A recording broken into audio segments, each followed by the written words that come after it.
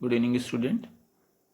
देखिए ये AIEEE 2010 का क्वेश्चन है और ये क्वांटिटेटिव एनालिसिस के ऊपर बेस्ड है। इसमें क्वेश्चन है आपका 29.5 milligram of an organic compound containing nitrogen was digested according to the Gelder's method and the evolved ammonia was absorbed in 20 ml of 0.1 m HCl solution.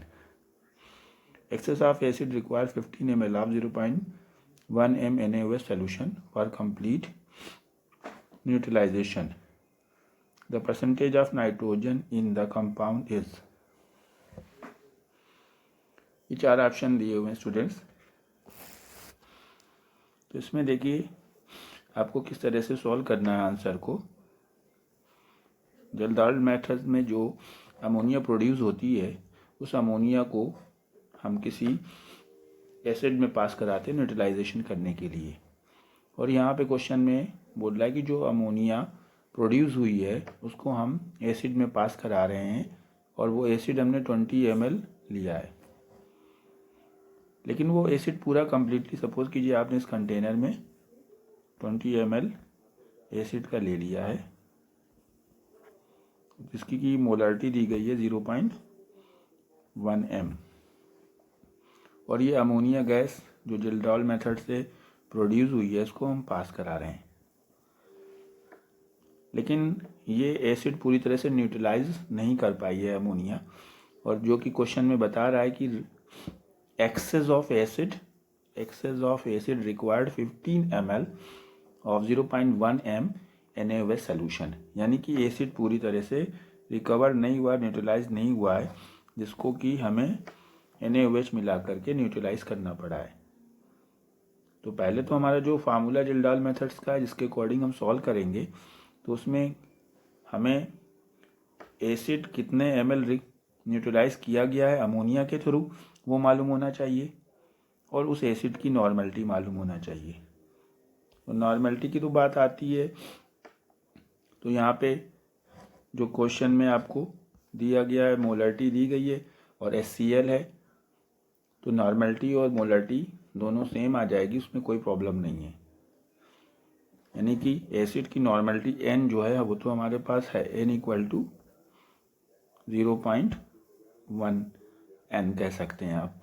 Molarity और normality HCl solution की same रहेगी क्योंकि इसका n factor जो है 1 है। लेकिन जो वॉल्यूम की बात करें, वॉल्यूम यहाँ पे 20 ml लिया गया है जो कि पूरी तरह से अमोनिया के थ्रू न्यूट्रलाइज नहीं किया गया है। इसको जो बचे हुए वॉल्यूम को न्यूट्रलाइज करने के लिए हमको इसमें NaOH ऐड करना पड़ा है। NaOH ऊपर क्वेश्चन में देखिए बताया गया है कि कितना NaOH उसने ऐड किया है। इसमें बताया 15 ml ऑफ NaOH जिसकी की मोलारिटी आपको दी गई है 0.1 m।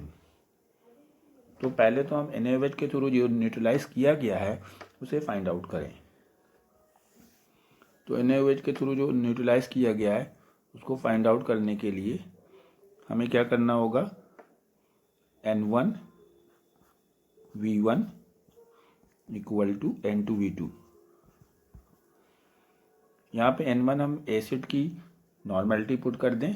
यहाँ पे मोलारिटी क्वेश्चन में दी गई लेकिन नॉर्मलिटी और मोलारिटी दोनों बराबर होंगी, तो यहाँ पे एसिड की नॉर्मलिटी की जगह 0.1। एसिड का वॉल्यूम जो कि NaOH के थ्रू न्यूट्रलाइज किया गया मुझे नहीं मालूम है, उसकी जगह V1 ही पुट करेंगे। और N2 जो NaOH की नॉर्मलिटी है, NaOH की भी नॉर्मलिटी नहीं दी गई, मोलारिटी दी गई है, और NaOH की भी नॉर्मलिटी मोलारिटी दोनों सेम रहेगी क्योंकि उसमें भी n फैक्टर आपका 1 आ रहा है। तो यहाँ पे हम नॉर्मलिटी NaOH की जगह भी हम 0.1 पुट करेंगे और 15 ml हमारे NaOH रिक्वायर्ड हो रहे हैं, तो हम यहाँ पे 15 ml लिखेंगे। दैट्स मीन NaOH के थ्रू जो एसिड का वॉल्यूम न्यूट्रलाइज किया गया उसका वैल्यू निकल के आ रही है V1 = 0.1 × 50 / 0.1 और ये कैंसिल हो गया इससे। That's mean V1 = 15 ml। Total acid हम लोगों ने लिया था 20 ml, क्वेश्चन में दिया गया टोटल एसिड 20 ml, और जो कि हमारा न्यूट्रलाइज किया गया है NaOH के थ्रू, दैट इज़ 15 ml। तो रिमेनिंग एसिड कितना हुआ? रिमेनिंग एसिड हमारा हुआ, रिमेनिंग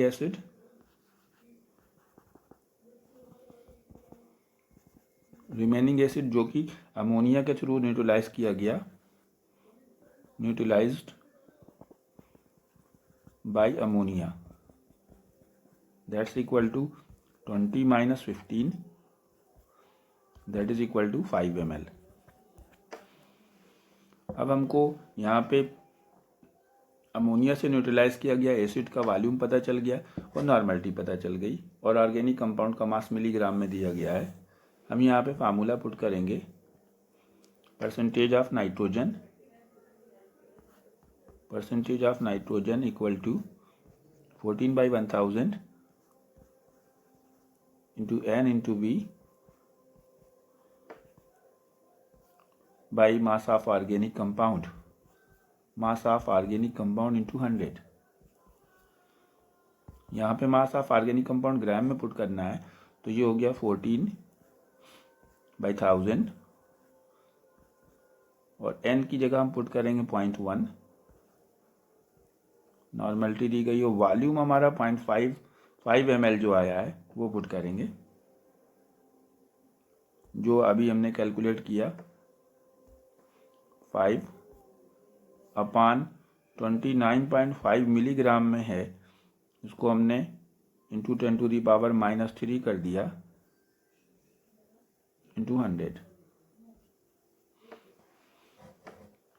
तो यहाँ पे हम क्या देख पा रहे हैं कि अगर हम इसको सॉल्व करेंगे तो ये 1000 जो है आपका 1000 और ये 10⁻³ कैंसिल हो जाएगा,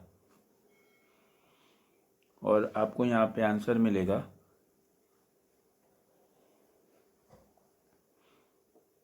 23.7। दैट्स मीन आप ऑप्शन देखेंगे अगर, तो आपका सी ऑप्शन यहाँ पे करेक्ट आंसर आएगा। So in this way percentage of nitrogen equal to 23.7%, C option is correct. फिर से समझ लीजिए एक बार इसको, और इस तरह के और भी क्वेश्चंस आपको आएंगे, यहाँ पे कहीं पे आपको प्रॉब्लम नहीं आनी चाहिए। सबसे पहले तो आप देख रहे हैं कि जो वॉल्यूम एसिड का NaOH के थ्रू न्यूट्रलाइज किया गया है उसको हमें फाइंड आउट करना है। अगर यहाँ पे नॉर्मलिटी दी जाती तो और अच्छी बात थी, लेकिन यहाँ पे क्वेश्चन में मोलरिटी दी गई, और यहाँ से हम मोलरिटी से नॉर्मलिटी हम फाइंड आउट करके N1V1 फार्मूला यूज़ करके हम इसको कितना वॉल्यूम एसिड का, किसी जो भी यहाँ पे NaOH दिया गया हो सकता है, अभी आपको कोई दूसरा बेस दिया जा सकता है, उससे फाइंड आउट करेंगे। आफ्टर डैट फिर हम जो एसिड का वॉल्यूम दिया गया था उसको हम माइनस करेंगे और ये पता करेंगे कि कितना ml एसिड रिक्वायर्ड। ये वॉल्यूम था जो NaOH के थ्रू न्यूट्रलाइज किया गया, गिवन एज वॉल्यूम था आपका 20 ml, उसको 15 ml माइनस कर दिया गया। 5 ml जो बचा एसिड वो अमोनिया के थ्रू न्यूट्रलाइज किया गया, और फिर इस 5 ml को ही हम ये वॉल्यूम की जगह पुट करेंगे जो हमारा फार्मूला दिया गया है।